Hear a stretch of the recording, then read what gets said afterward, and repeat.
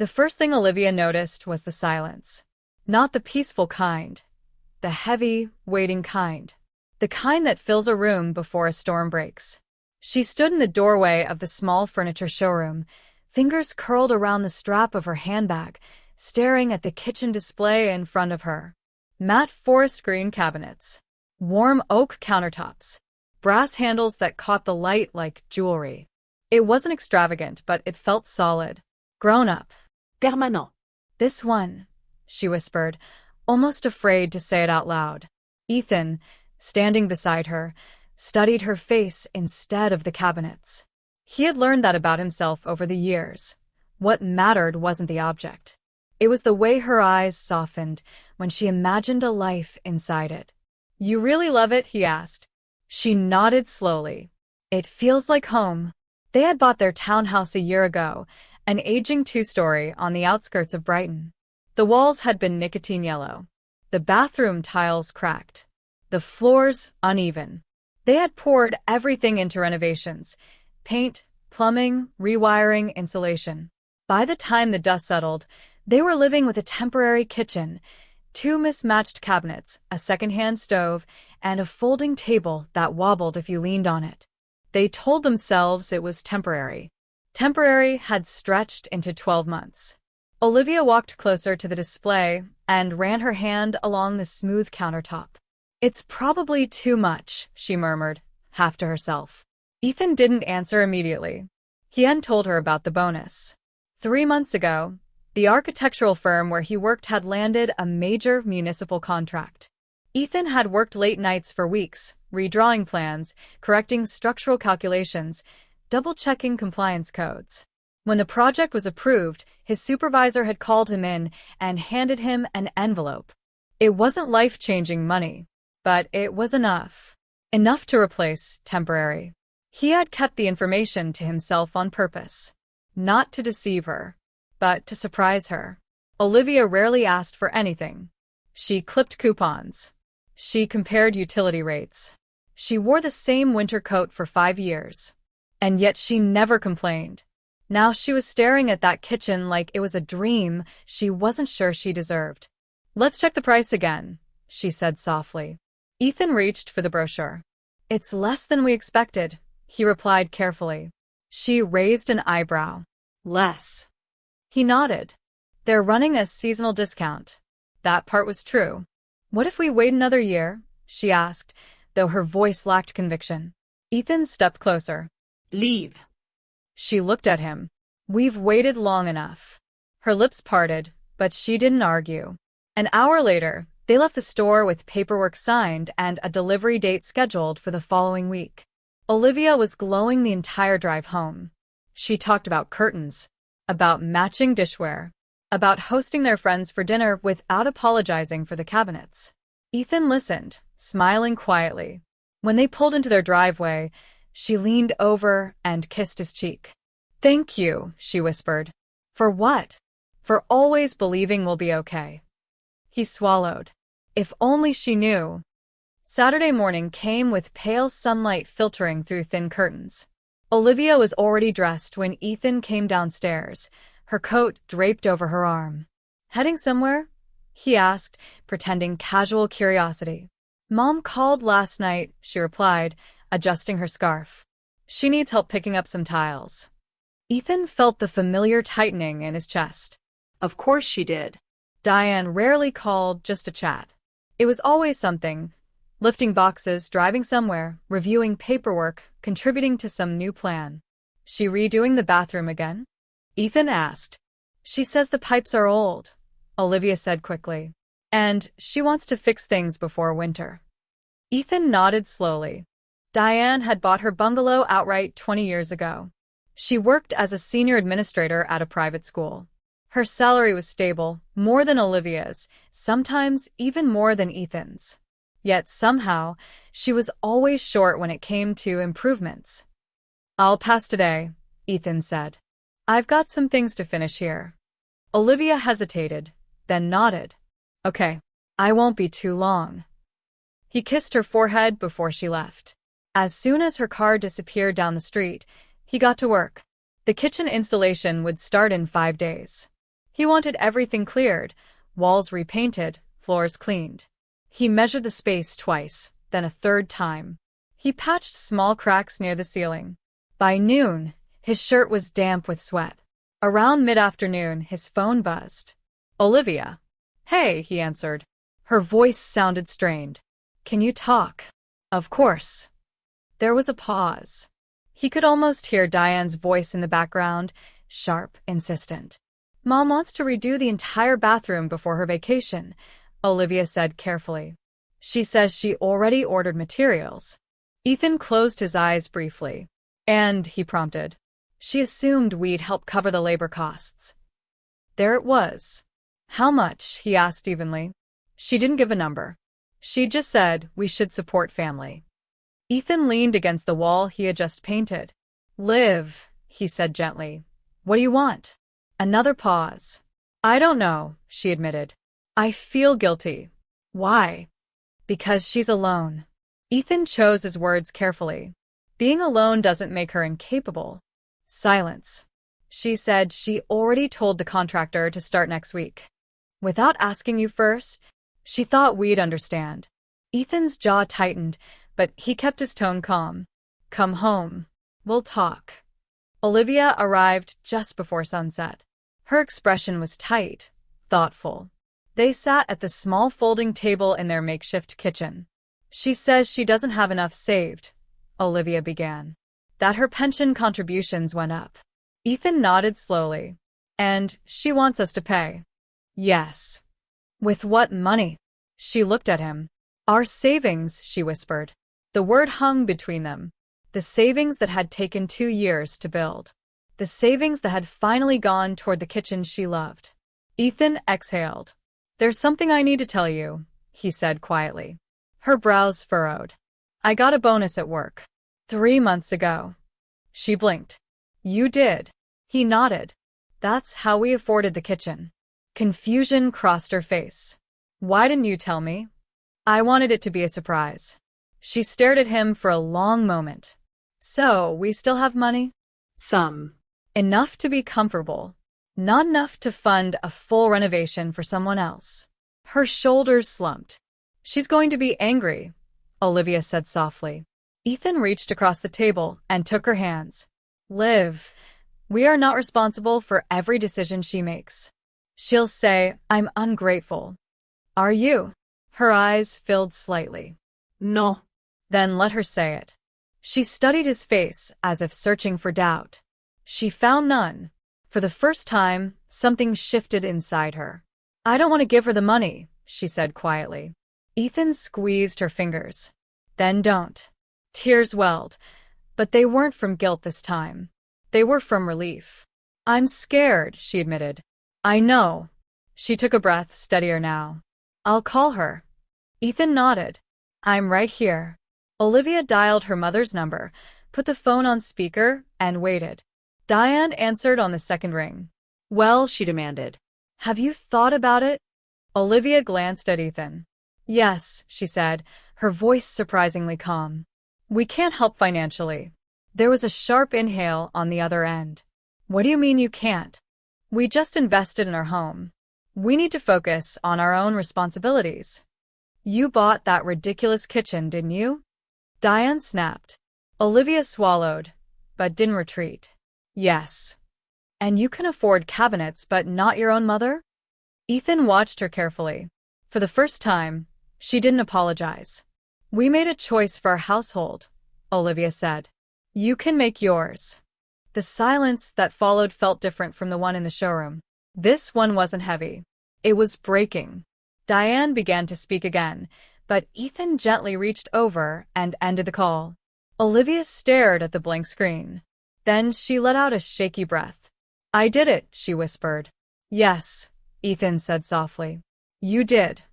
She leaned into him, trembling, not from fear, but from the unfamiliar feeling of standing her ground. And somewhere deep inside, something long buried began to loosen. The kitchen arrived on a gray Tuesday morning, wrapped in protective foam and cardboard, carried piece by piece through the narrow hallway of the townhouse. Olivia stood near the staircase, arms crossed tightly over her chest, not from cold, but from anticipation. The installers moved efficiently, measuring, drilling, aligning cabinets with quiet precision. Ethan hovered nearby, answering occasional questions, but mostly watching Olivia. She didn't realize she was smiling until one of the workers grinned at her and said, "Looks like someone's been waiting a while for this." "I have," she admitted. By evening, the transformation was complete. The forest green cabinets lined the walls with clean symmetry. The oak countertop glowed warmly under the pendant lights. The brass handles shimmered like subtle jewelry. It wasn't flashy. It wasn't oversized. But it was theirs, chosen carefully, paid for responsibly, built on effort rather than impulse. Olivia ran her hand over the smooth surface again, just as she had in the showroom. Only this time, it wasn't a display. Ethan leaned against the doorway. "Worth it?" She turned to him with a look he wouldn't forget. More than worth it. She baked that night, something she hadn't done in months because the old oven heated unevenly. Now, the scent of rosemary and roasted chicken filled the house. She opened and closed drawers just to feel the soft close hinges.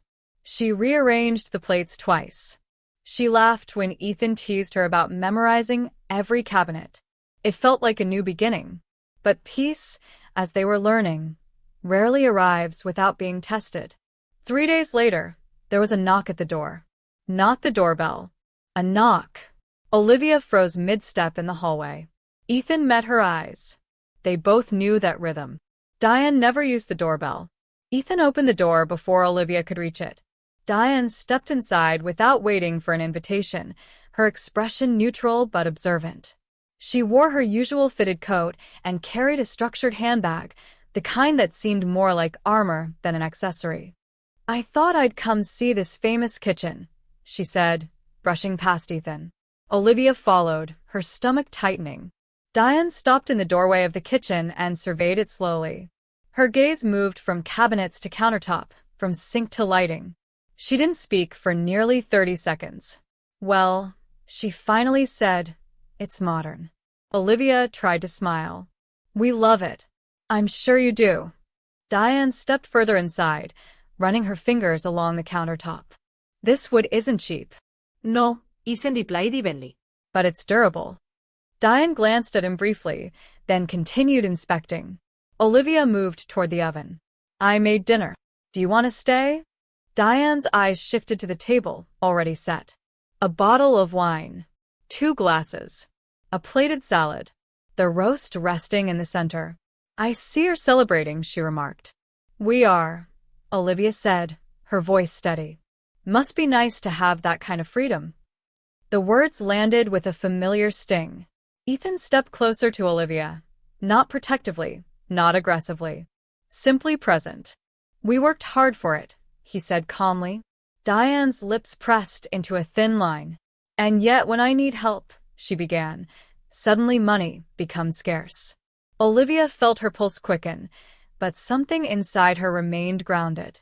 "We didn't say money was scarce," she replied carefully. "We said we're prioritizing our home." Diane turned sharply toward her. "Your mother's home isn't a priority?" Olivia inhaled slowly. "Your home is your responsibility," she said. The sentence surprised even her. Diane stared as though she'd misheard. "Excuse me?" Ethan remained silent. This had to be Olivia's voice. "You have a stable income," Olivia continued. "You've always managed your finances well. You can plan this renovation." "I shouldn't have to plan alone," Diane shot back. "Family supports each other." "We do support you," Olivia said. "Just not by financing decisions made without us." The room grew still. Diane looked at Ethan now, clearly expecting him to soften, to apologize, to intervene in her favor. He didn't. "We're willing to help physically," he said. "Painting, installing fixtures, whatever makes sense.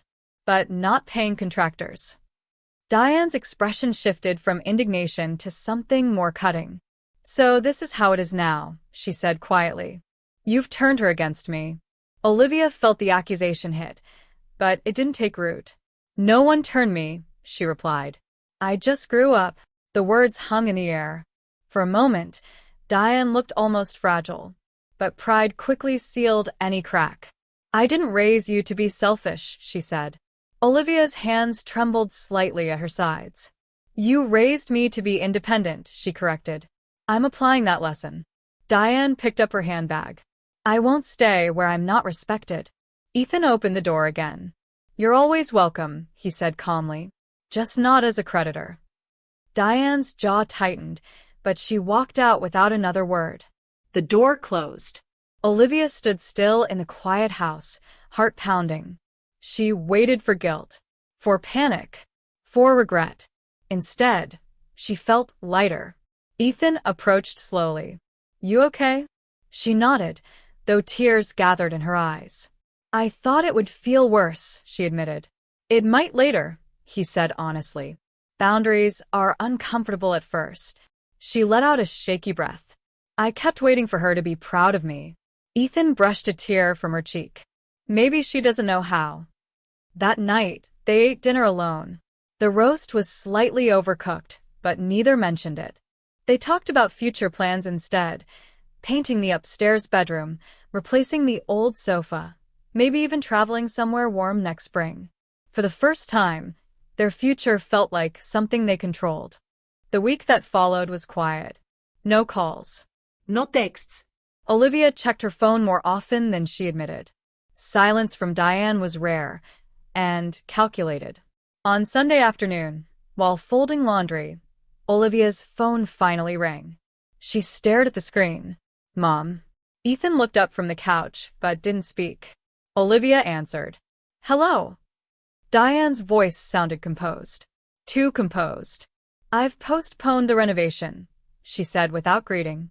"Oh," Olivia replied. The contractor was willing to reschedule. "That's good." A pause. "I suppose I'll manage." Olivia waited for the edge. It came. "It must be comforting to know you've secured your cabinets while I'm adjusting my plumbing buckets." Olivia closed her eyes briefly. "If something is leaking," she said calmly, "call a plumber. That's maintenance, not remodeling." Silence. "You've changed," Diane said. "Yes," Olivia agreed. Another pause, longer this time. "I don't recognize you." Olivia swallowed. Maybe that's not a bad thing. For a moment, there was something softer in Diane's breathing. Fatigue, perhaps. Or reflection. "I'll call another time," Diane said. The line went dead. Olivia lowered the phone slowly. Ethan approached. "How was it?" She postponed the renovation. He nodded. "And she doesn't recognize me." Ethan tilted his head slightly.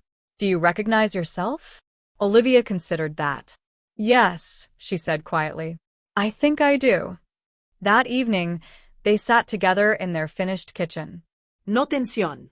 No apologies. Just peace. It wasn't dramatic. It wasn't triumphant. It was steady. And for the first time, Olivia understood something simple but powerful. Love didn't require submission. Support didn't require sacrifice of self. And family didn't mean forfeiting your own foundation. Upstairs, the house creaked softly as it settled, like it, too, was adjusting to its new structure. Autumn arrived quietly that year. The air grew crisp, the mornings misty, and the trees lining their street shifted from green to gold. Inside the townhouse, life moved forward in small but meaningful ways. The kitchen, once a dream, had become ordinary in the best sense of the word. It was where Olivia drank her morning tea, where Ethan reviewed blueprints at night, where they argued lightly about whose turn it was to load the dishwasher. It was home. And it was stable. Diane's silence stretched for weeks after that last phone call. No unexpected visits. No sharp comments. No subtle guilt woven into casual conversation. At first, Olivia felt restless, without the familiar tension. She caught herself anticipating criticism even when none came. Then, gradually, she began to relax. One evening, as rain tapped softly against the windows, Olivia stood by the sink staring at something she had been holding for 5 minutes, without realizing it. Ethan looked up from the dining table where he was working. "You okay?" he asked. She turned slowly, her expression unreadable. I'm late, she said. Ethan blinked. Late, he repeated. She nodded once. It took less than a second for understanding to cross his face. He stood up so abruptly, his chair scraped the floor. Are you sure? Not yet, she whispered. But I think so. The test confirmed it the next morning. 2 lines. Clear. Undeniable.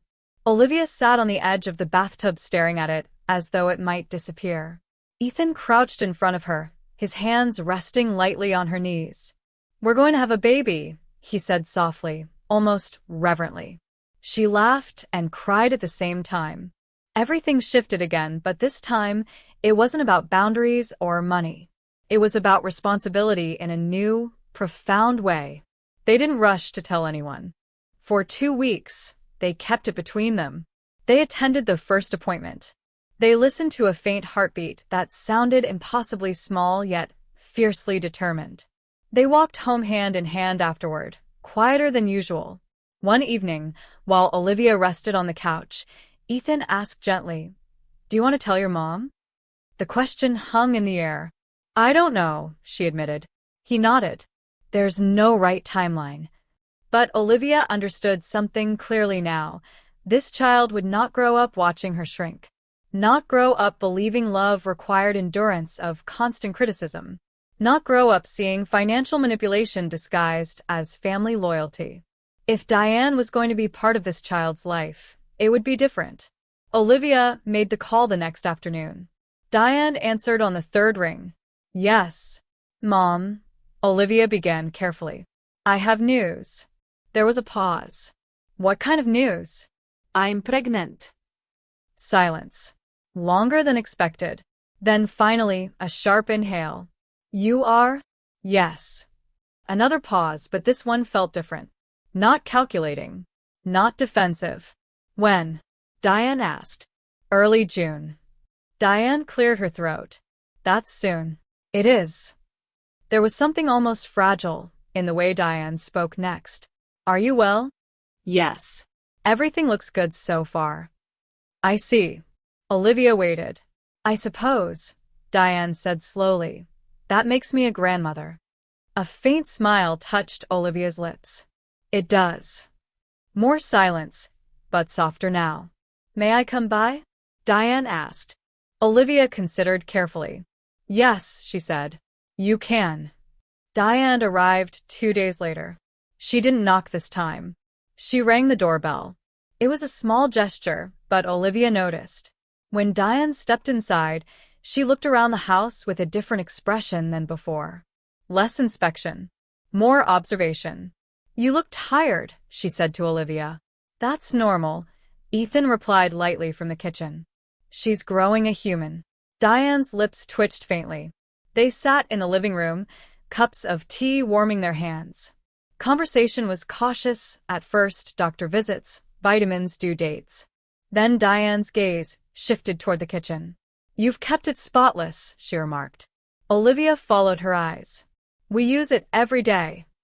It suits the space, Diane admitted quietly. It wasn't an apology, but it wasn't criticism either. I didn't handle things well, Diane said suddenly, her fingers tightening slightly around her cup. Olivia's heart skipped. I'm used to managing everything myself, Diane continued. It's difficult to step back. I understand, Olivia said. And she did, more than she once had. I don't want to be shut out, Diane added, her voice lower now. You won't be, Olivia replied gently. As long as we respect each other. Diane nodded once. It wasn't a dramatic reconciliation. There were no tears. No embraces. But something shifted. Months passed quickly after that.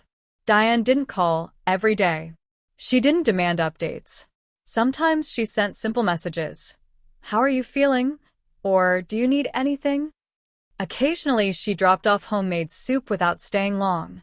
Olivia remained cautious, but open. When Ethan assembled the crib in the second bedroom, Diane watched quietly, offering practical suggestions instead of criticism. You'll need blackout curtains, she mentioned once. Trust me. Ethan nodded. That's useful. Thank you. The word thank you landed gently between them. In early June, during a humid afternoon storm, Olivia went into labor.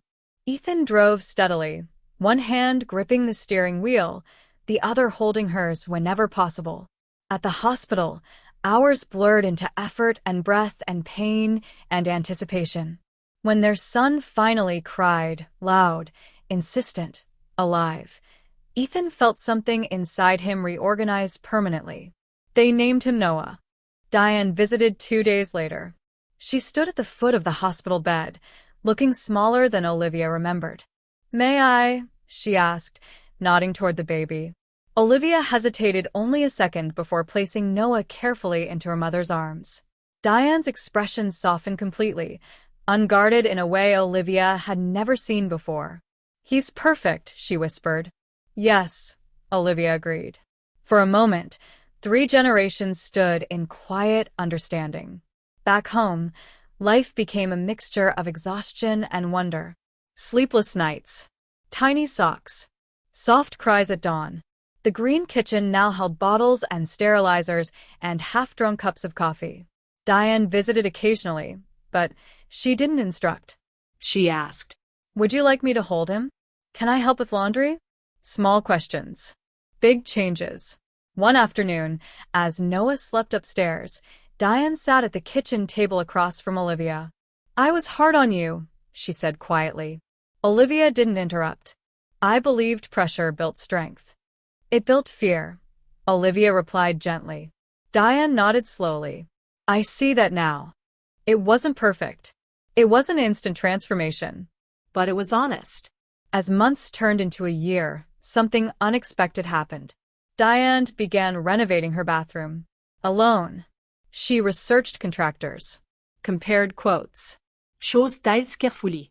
paid in installments. When she invited Olivia and Ethan over to see it finished, there was pride in her voice, not entitlement. "It turned out well," Ethan said sincerely. Diane smiled faintly. "It did." She looked at Noah, toddling clumsily across the living room. "I suppose," she said thoughtfully, "we all had renovations to do." Olivia met her eyes. "Yes," she agreed. "We did." Later that night, back in their townhouse, Ethan stood in the kitchen holding Noah while Olivia washed dishes. "You okay?" he asked softly. She smiled at both of them. "I am." The house felt full, but not crowded. The boundaries they had drawn had not destroyed family. They had redefined it. And as Noah's laughter echoed off green cabinets and oak countertops, Olivia understood something with absolute clarity. Building a home wasn't about furniture or money. It was about knowing where you ended and where love began. And finally, she knew the difference.